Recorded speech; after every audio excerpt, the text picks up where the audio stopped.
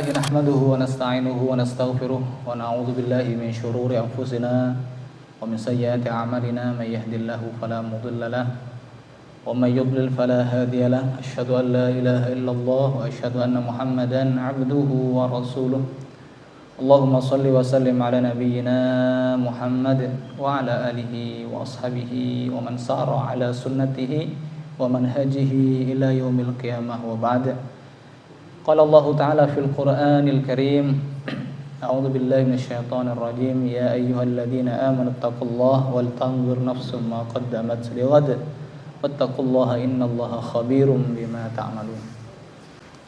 Masyaallah muslimin, jamaah salat maghrib Masjid Al-Ghufran yang dimuliakan oleh Allah Subhanahu wa taala. Pada malam hari ini kita akan belajar kenapa kita harus belajar sirah, sejarah Nabi, Nabawiyah. Ya. Kalau seandainya saya persempit atau saya perluas, kenapa kita harus belajar sejarah? Sebelum kita belajar sirah atau sejarahnya Rasulullah SAW, kita harus merenung dulu, apa sih gunanya sejarah untuk kita, ya, biar nggak atuh-atuh, nggak malah nggak tutup. Apa sih gunanya kita belajar sejarah? Kalau Pak Karno itu punya ungkapan jas merah, jangan sekali-kali melupakan sejarah, menunjukkan bahwa sejarah itu penting. Itu versinya Pak Karno, ya. Sejarah itu sangat mungkin terulang. Itu juga peribahasa kita. Sejarah itu sangat mungkin terulang. Hanya yang membedakan adalah waktunya dan pelakunya. Adapun kontennya padha wae. Paham nggih? Paham? Ya sudah, kalau begitu selesai kajiannya. Udah paham? Baik, masyaallah muslimin rahimakumullah. Maka yang pertama adalah sejarah itu adalah sejarah emas peradaban Islam, yang mana menyampaikan kepada seluruh manusia agar seluruh manusia ini mengambil pelajaran. Siapa tokohnya? Manusia. Karena yang diceritakan oleh Allah adalah manusia dan pelaku utamanya manusia. Ini saya ambil garis besarnya dulu, ya. Jadi kitalah yang harus menjadi pelaku sejarah. Kitalah yang akan mengisi sejarah. Kitalah yang akan menorehkan tinta emas sejarah. Allah berfirman, "Wa laqad karramna bani Adam wa hamalnahum fil barri wal bahr." Dan sungguh kami telah muliakan anak cucu Adam. Allah menyebut bahwa pelaku sejarah itu adalah makhluk yang dimuliakan oleh Allah, manusia. Pelaku sejarah. Dan kami angkut mereka di daratan dan di lautan. Allah berikan fasilitas kepada pelaku sejarah ini. Tinggal kita mau ngisi sejarah itu dengan tinta emas atau tinta coreng-moreng atau seperti apa. Wa razaqnahum minat thayyibat, dan kami beri mereka rezeki fasilitas yang baik-baik. Wa faddalnahum ala katsirin mimman khalaqna tafdila, dan kami lebihkan mereka manusia ini, ya, dengan kelebihan yang sempurna di atas kebanyakan makhluk yang Allah ciptakan. Jadi satu poinnya bahwa sejarah peradaban Islam adalah sejarah tentang manusia-manusia yang unggul. Manusia yang unggul itu yang seperti apa? Mereka yang tahu tentang misi penciptaannya. Wa ma khalaqtul jinna wal insa illa liya'budun. Ketika mereka tahu tujuan misi penciptaannya, merekalah pencetak sejarah.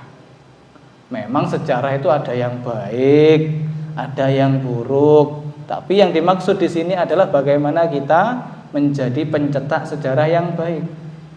Ya. Dan Allah Subhanahu wa taala menginginkan agar manusia yang dimaksud tadi adalah manusia yang menjadi pemakmur bumi, menjadi khalifah fil ardi. Nah, ma'asyiral muslimin rahimakumullah, pertanyaannya, apakah ada contohnya? Apakah ada prototipenya? Apakah ada ustadz cetak birunya, blueprintnya? Ada. Jadi kita nggak perlu ngarang-ngarang sendiri, ada. Ini baiknya Allah, karena Allah telah mengatakan kami muliakan manusia. Lah, kalau Allah menginginkan agar manusia menjadi mulia itu apa nggak diajari? Ya pastinya diajari dong. Pastinya dikasih petunjuk, dikasih tahu. Dan semua sejarah kegemilangan itu berasal dari sejarah agung kehidupan Rasulullah Muhammad sallallahu alaihi wasallam. Ngeten Bapak Ibu sekalian. Udah ngantuk ya? Ya, Rasulullah sebagai uswatun hasanah. Jadi kalau kita menginginkan sebuah sejarah yang gilang gemilang, ya, maka kita harus jadikan Rasulullah sebagai uswatun hasanah. Maka disitulah Pak entry pointnya. Kenapa kita harus belajar kehidupan Rasulullah Shallallahu Alaihi Wasallam? Karena beliaulah yang sudah dijamin oleh Allah dalam surah Al-Ahzab 21. Laqad kana lakum fi Rasulillahi uswatun hasanah. Sudah ada, sungguh ada pada diri Rasulullah itu teladan, ya, teladan, contoh nyata yang baik bagi dirimu dalam semua aspek, ya. Bagi orang yang mengharap rahmatnya Allah dan datangnya hari kiamat dan dia banyak menyebut Allah. Liman kana yarjullah wal yawmal akhir wa dzakarallaha katsira. Jadi sudah kita nggak perlu nyari contoh-contoh yang lain. Kalau pengen sukses hidupnya ya ngikuti sejarahnya hidupnya Rasulullah, bagaimana Rasulullah SAW. Lah cuma pertanyaannya begini. Terus Rasulullah sendiri sebagai sang motivator, sebagai coach, sebagai guru, ya, sang guru ini. Terus siapa yang ngajari? Kira-kira siapa yang ngajari, Pak? Pastinya Allah Subhanahu wa taala. Ah, ini juga menarik. Bagaimana Allah mengajari Nabi sallallahu alaihi wasallam? Gimana caranya Allah ngajari Rasul ya Ustaz? Kan begitu Pak ya? Kalau beliau dijadikan sebagai uswatun hasanah, terus gimana caranya Rasulullah dibentuk? Gimana caranya Rasulullah itu dididik? Ternyata Pak, Rasulullah juga diajari sejarah. Ternyata Rasulullah juga diajari sejarah oleh Allah. Percaya jenengan? Percaya? Percaya. Tadi kita ini salat maghrib Pak. Salat maghrib nggih? Baca Fatihah berapa kali? 3 kali. 3 kali itu kita mengulang ayat ke-6 dan ke-7. Ihdinas siratal mustaqim. Ya Allah, ajari, tunjukkan kami jalan yang lurus. Ayat ke-7-nya dikasih penjelasan sama Allah. Jalan yang lurus itu yang seperti apa? Siratal ladzina an'amta 'alaihim, yaitu jalan orang-orang yang telah diberi nikmat iman, Islam, istiqomah. Orangnya masih ada? Sudah enggak ada. Ya. Rasulullah sudah wafat. Berarti kita harus belajar sejarahnya Rasulullah pengen dapat siratal mustaqim. Kalau ingin meraih siratul mustaqim, jalan yang lurus, maka kita harus ngikuti mereka. Pengen ngikuti kudu belajar sejarahnya mereka. Yang kedua, sejarahnya siapa? Rasulullah, para nabi. al-anbiya wal mursalin was-siddiqin wasyuhada was-salihin, ya, dan seterusnya. Yang kedua, ghairil maghdubi alaihim waladdallin. Dan bukan jalan orang yang dimurkai dan orang yang dimurkai dan orang yang sesat. Berarti kita juga harus tahu ini sejarahnya orang-orang yang dimurkai dan sesat itu tuh terus pundi gimana agar tidak mengulangi kesalahan yang sama. Jadi dalam surah Al-Fatihah sudah dikasih inspirasi, Pak. Kita disuruh belajar sejarah sama Allah. Kita nggak bisa niru para nabi kalau nggak belajar sejarahnya para nabi. Nggak bisa niru orang soleh kalau nggak belajar sejarahnya orang soleh, kan begitu. Ya. Kopinya ada, Pak, kopinya. Iya. Jika ngantuk ya, Pak, ya. Baik, ma'asyiral muslimin rahimakumullah. Nah ini, sebelum kita belajar sejarah hidup Rasul, mari kita belajar apa pentingnya belajar sejarah. Siapa yang mengajari Rasul? Allah. Lewat apa? Lewat Al-Quran. Al-Quran yang turun berangsur-angsur itu di situ berisi sejarah. Ya. Tadi saya sudah sampaikan Al-Fatihah saja sudah mendidik kita agar belajar sejarah. Ihdinas siratal mustaqim, siratal ladzina an'amta 'alaihim, ghairil maghdubi 'alaihim waladdallin. Sudah ada dua kelompok manusia yang oleh Allah dijadikan pelajaran. Melu sing koyok ngene iki, ojo melu sing koyok ngene iki. Ya kalau dijabarkan ya panjang nanti, Baik, intinya sudah kita pahami bahwa belajar sejarah itu penting dan Rasulullah diajari oleh Allah untuk mempelajari sejarah. Ini tadi sudah saya bacakan ayatnya. Kemudian Bapak Ibu sekalian, Al-Quran yang turun kepada Nabi Sallallahu Alaihi Wasallam itu sepertiganya isinya kisah, isinya saja sepertiganya. Berarti banyak dong tadi, ya banyak. Nah, kita perhatikan dalam surah Yusuf, ya. Allah katakan Al-Quran berisi kisah-kisah terbaik. Nahnu naqussu 'alaika ahsanal qasasi bima auhayna ilaika hadzal Qur'an wa in kunta min qablihi laminal ghafilin. Enggak dadi wong sing lalian diingatkan sama Allah, ya. Kami ceritakan kepadamu wahai Muhammad kisah yang paling baik. Jadi Nabi Muhammad SAW diceritakno mbek Gusti Allah kisah paling baik, kisahnya Nabi Yusuf. Dengan cara apa? Bima auhayna ilaika hadzal Qur'an, dengan cara kami wahyukan kepadamu Al-Qur'an ini. Wa in kunta min qabli lamil ghafilin. Dan sesungguhnya kamu sebelum Quran itu diwahyukan termasuk orang yang belum tahu, belum paham. Nah, Allah katakan di ayat ini Bapak Ibu sekalian bahwa yang datang turun kepada Nabi Sallallahu Alaihi Wasallam itulah ahsanul qasas. Al-Quran itu disebut ahsanul qasas, kisah terbaik, kisah sejarah terbaik. Bapak Ibu sekalian, sejarah itu kan bahasa kita, ya. Sejarah gitu, ya. Sejarah. Saya pernah dulu belajar waktu SMA, itu guru saya bilang sejarah itu diambil dari kata bahasa Arab, syajarah. Syajarah. Saya baru ngerti juga, ya. Guru saya itu orang Malang, Pak. Namanya Pak Mahfud Effendi, seingat saya. Muhammad Mahfud Effendi, Allah maghfirlah, ya. Beliau sudah wafat. Syajarah. Pohon. Ada akarnya, ada batangnya, ya, ada cabangnya, ada daunnya, bahkan ada buahnya. Dalam sekali filosofinya itu. Nah, di situ saya mulai menyukai pelajaran sejarah. Jangan-jangan jenengan semua yang saya ceramah ini gak seneng pelajaran sejarah. Ini repot ini. Apa pentingnya belajar sejarah, Ustaz? Ya. Menghafal fakta-fakta, nama-nama, peristiwa. Ya penting. Lah wong Quran aja isinya sejarah kok. Jangan-jangan kita nggak ambil pusing dengan sejarah gitu, ya. dianggap sejarah itu pelajaran ya pelengkap aja lah.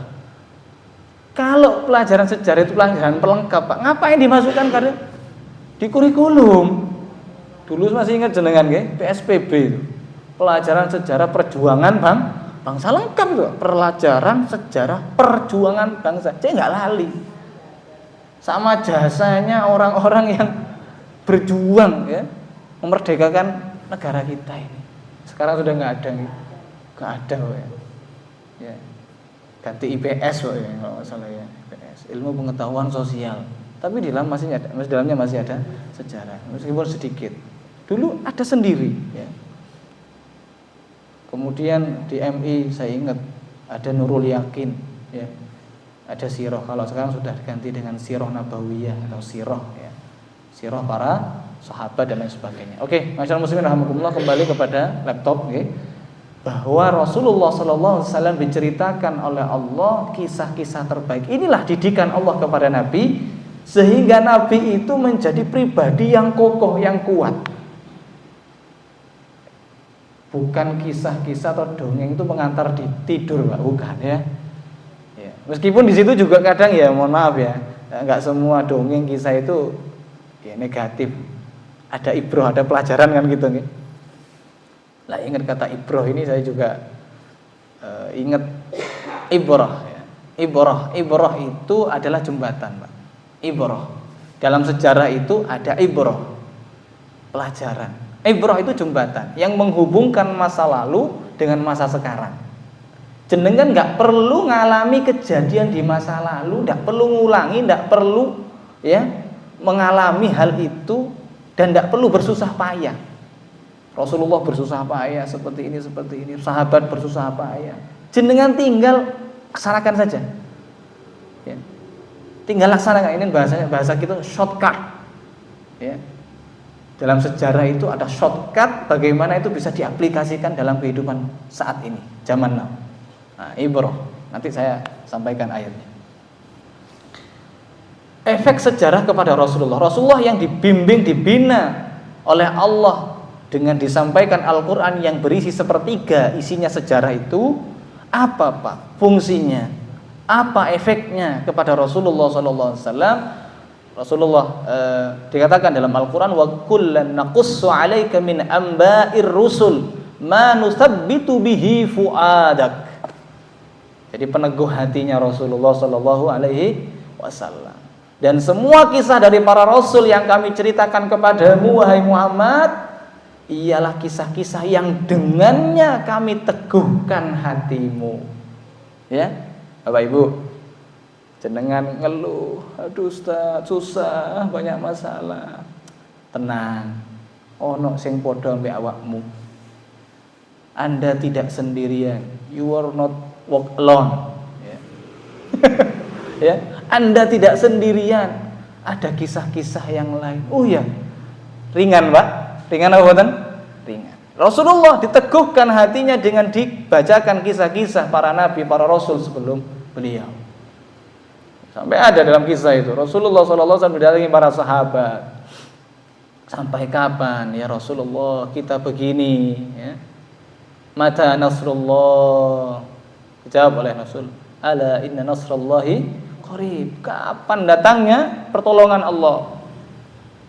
Sesungguhnya pertolongan Allah itu dekat. Rasulullah SAW kemudian menceritakan, dulu sebelum kita ada umat yang lebih berat cobaannya. Mereka ditanam di tanah, disisir dengan sisir besi, digergaji. Rasa ringan itu bagi para sahabat, ringan ya. Kita nggak sampai kayak gitu. Meskipun ada yang sampai dibunuh, Amar ya. Yasir ya. Yasir dan Sumayyah yang dibunuh dan seterusnya. Dan dalam surat ini wa fi hadhil haqq, di dalam surat ini dalam Al-Qur'an telah datang kepadamu kebenaran, wa mau'izatun, dan nasihat, pengajaran, wa dzikra lil mu'minin, dan peringatan bagi orang-orang beriman. Jadi dalam kisah-kisah itu ini kontennya, isinya ya ini. Ada kebenaran, ada mau'izah, ya, ada zikra, peringatan. Ya biar kita nggak ngulangi hal yang serupa. Ya. Loh, kok mau diulangi lagi? Ya, tahun 65 sudah kejadian kayak gitu. Loh kok mau diulangi lagi? Kan gitu. Seorang muslim itu tidak akan terjatuh pada lubang yang sama dua kali. Kama qala Nabi sallallahu alaihi wasallam, apa kama qala Roma Irama ya. Gitu ya. Kalau Roma Irama kan bilangnya tidak kehilangan tongkat dua kali. Baik, masyaallah muslimin rahimakumullah. Jadi kita menghubungkan kejadian yang zaman dulu dengan hari ini. Ambil pelajarannya. Ya, ambil pelajarannya, terapkan, laksanakan. Jangan sampai terulang. Kemudian masyaallah muslimin rahimakumullah. Nah, ini fungsi sejarah bagi Rasulullah sallallahu alaihi wasallam. Dalam surah Yusuf juga ini ya. Terakhir, ayat terakhir ini. Laqad kana fi qasasihim ibrah. Nah, tadi saya sudah bilang ibrah, nyebut ibrah. Sungguh ada pada kisah-kisah mereka itu ibrah, pelajaran, pengajaran. Li ulil albab, bagi orang-orang yang berakal. Fakta sudah ditunjukkan oleh Allah, detail rinci oleh Allah dijelaskan seperti itu sedemikian rupa. Nah, kalau nggak ulul albab ya nggak bisa ngambil pelajaran. Orang ulul albab itu orang yang punya kedalaman berpikir. Lubun itu kan ada istilah ini dalam bahasa Arab ya, ada fuadun, ada qalbun, fuadun, lubun. Lubun itu deep ya, deep thinking lah bahasanya mungkin ya. Mau berpikir, mengambil betul-betul mencari solusi ya, mencari jawaban. Ulul albab. Makanya Allah mengatakan ibratul li ulil albab. Enggak cuma sekedar lewat aja, enggak. Betul-betul direnung pikirkan. Maka na haditsa yuftara. Quran itu ya, yang isinya sejarah itu bukan cerita yang dibuat-buat, itu fakta. Bukan hoax gitu ya. Ono sing bilang hoax. Cik kurung nang akhirat terus ngomong akhirat gitu. Ya, silakan berangkat duluan, Mbak. Gitu ya. Ada yang seperti itu ya. Ya, iya. Al-Qur'an itu bukan cerita yang dibuat-buat. Ya, walakin tetapi tasdiqal ladzi baina yadayhi, tetapi membenarkan. Maksudnya apa Bapak Ibu sekalian? Ketika Anda mempelajari sejarah ini, bagaimana Rasulullah mendapat pelajaran sejarah? Beliau membenarkan, mengimani, Pak, sejarah itu enggak sekedar didengar, diimani. Iman itu buktinya apa? Diamalkan. Jenengan silakan cari definisi iman, pasti di situ ada amal. Pasti ada amal. Nah, sejarah ini pelajaran yang Allah hadirkan yang kemudian membuahkan sebuah sikap, ya, sikap perbuatan, ya, amal soleh. Membenarkan kitab-kitab yang sebelumnya dan menjelaskan wa tafsila kulli syai', menjelaskan segala sesuatu. Wa hudan wa rahmatan liqaumi yu'minun, dan sebagai petunjuk dan rahmat bagi kaum yang beriman. Bapak Ibu sekalian rahmati Allah. Sejarah hanya akan dipahami oleh siapa? Oleh ulul albab. Satu. Jadilah Anda ulul albab ya. Jadilah kita ini ulul albab. Yang kedua, bahwa isinya Quran itu bukan hoax, itu bukan perkataan yang diada-ada, tapi untuk diimani, diamalkan ya, diambil pelajarannya, diamalkan. Terus wa tafsila kulli syai'. Ya, wa tafsila kulli syai'. Ini yang menarik. Sejarah itu menjelaskan, mendetailkan segala sesuatu, atau Quran menjelaskan, mendetailkan segala sesuatu. Sama aja ya. Wong isinya Quran itu sejarah. Ini jenengan sepakat apa boten nih? Ya. Sepakat ya. Bahwa sejarah itu mendetailkan segala sesuatu, menjelaskan segala sesuatu. Maka ketika kita mempelajari sejarah, sudah jelentreng, jelas. Ada masalah, ya, ada solusinya. Dari mana? Dari sejarah. Ya.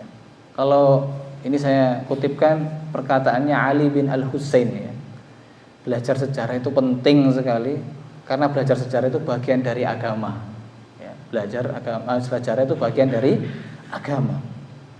Beliau mengatakan Ali bin Al-Husain ini anaknya dari Al-Husain bin Ali bin Abi Thalib, ya. Cucunya Ali bin Abi Thalib. Ini dikenal dengan sebutan Zainal Abidin.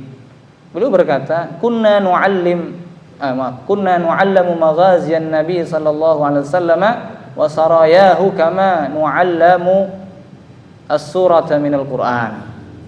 Kami dahulu diajari tentang sejarah peperangan Rasulullah atau sejarahnya Rasulullah, ya, sallallahu alaihi wasallam, baik yang itu diikuti oleh Rasulullah maupun yang tidak diikuti oleh Nabi, sebagaimana kami diajari ayat Quran. Berarti belajar sejarah itu sama pentingnya dengan belajar Quran. Makanya diadakan pengajian sirah, ya. Oke. Lah ini orang sekarang banyak yang menganggap ini nggak penting, ya. Banyak yang menganggap ini nggak penting. Belajar sejarah apa gunanya? Lah wong ini Quran punya perhatian yang luar biasa, ya. Tabi'in juga punya perhatian luar biasa. Sahabat juga begitu. Masyaallah muslimin rahimakumullah.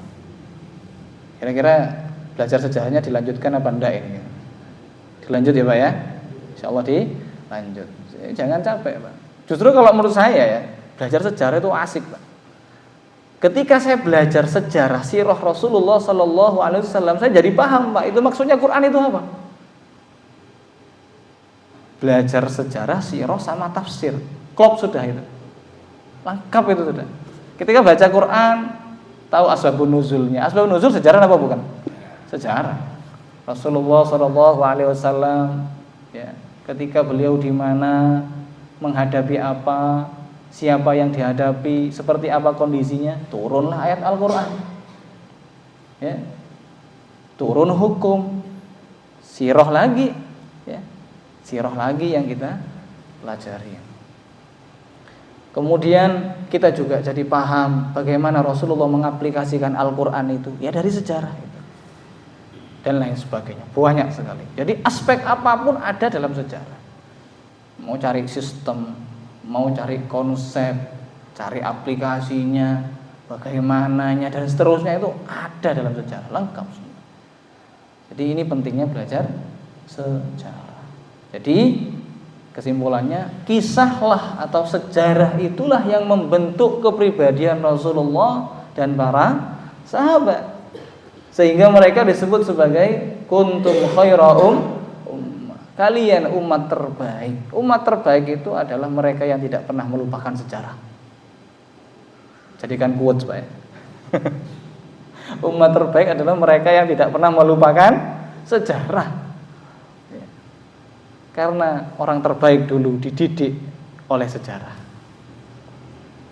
Saya jadi teringat, mungkin jenengan ingat sejarahnya Muhammad Al-Fatih, ya. Muhammad Al-Fatih itu Bapak Ibu sekalian, beliau bisa menaklukkan Konstantinopel itu belajar sejarah, mempelajari sejarah strateginya Rasulullah Sallallahu Alaihi Wasallam, ya. Bagaimana Rasulullah menaklukkan benteng Khaybar, bagaimana Rasulullah Sallallahu Alaihi Wasallam, ya, berlindung, ya, dari serangan pasukan Ahzab.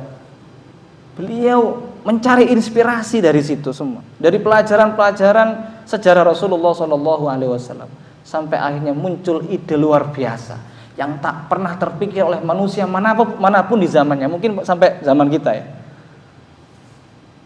Bagaimana beliau harus melewatkan kapal-kapal perangnya itu ke Selat Galata, naik Pak. Ini kapal naik bukit Pak.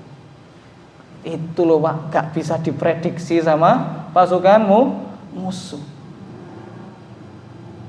Masyaallah muslimin luar biasa. Belajar sirah bikin membuat keputusan yang luar biasa seperti itu. Masyaallah muslimin rahimakumullah. Baik, sekarang saya hadirkan sebuah contoh bagaimana Rasulullah Shallallahu alaihi wasallam dididik oleh Allah Subhanahu wa taala dengan sejarah. Jenengan baca surah Al-Kahfi hari Jumat nggih. Isinya surah Al-Kahfi itu apa, Pak? Ada 4 pelajaran setidaknya kan? Kapan surah Al-Kahfi itu turun? Ketika Rasulullah Shallallahu alaihi wasallam memulai dakwahnya sekitar 4 tahun atau 5 tahun. Fase Makkiyah, beliau berdakwah di sana. Luar biasa, Pak. Ya, tantangan yang dihadapi luar biasa, intimidasi, ancaman pembunuhan. Ya, luar biasa Rasulullah hadapi ujian keimanan dan lain sebagainya itu di Mekah. Apakah ada solusi? Ada, turun solusi. Tapi Allah Subhanahu wa taala tidak langsung mengatakan, "Hei Muhammad, do something," lakukan sesuatu. Enggak. Turun surah Al-Kahfi, Pak. Al-Kahfi itu kan kita tahu kan, isinya kan sejarah, cerita. Ya. Ada 4 setidaknya, ada 4 cerita, 4 kisah, 4 sejarah. Ya. Kisahnya Ashabul Kahfi yang pertama. Yang kedua, kisahnya pemilik kebun. Ya. Wadrib lahum mathalan ashabal jannah. Ya. Ceritakan kepada mereka, sampaikan pelajaran kepada mereka tentang pemilik kebun. Kemudian kisahnya siapa? Nabi Musa alaihissalam yang harus belajar berguru kepada Khidir. Kemudian kisah Zulkarnain. Ada 4 kisah, Pak. Yang singkatnya 4 kisah ini menginspirasi, memberikan jalan keluar kepada Rasul, solusi yang pada akhirnya Rasulullah menyuruh para sahabat, pergilah kalian, hijrahlah kalian ke sebuah negeri yang namanya Habasyah. Luar biasa kan? Di situ ada solusi. Ya. Gak langsung Allah mengatakan, ayo perintahkan hijrah umatmu itu, kaummu itu. Enggak, diturunkan sebuah surah Al-Kahfi. Ya. Kemudian Rasulullah SAW mengatakan, di sana di Habasyah itu ada seorang raja. Ya, yang di sisinya tidak ada orang yang dizalimi, namanya Ashamah An-Najasyi. Ya. Ashamah An-Najasyi. Sudah berangkat para sahabat ini ke Habasyah. Ada sekitar 12 orang itu, ya, dipimpin oleh Ja'far dan istrinya dan seterusnya dan beberapa sahabat. Masyaallah muslimin rahimakumullah.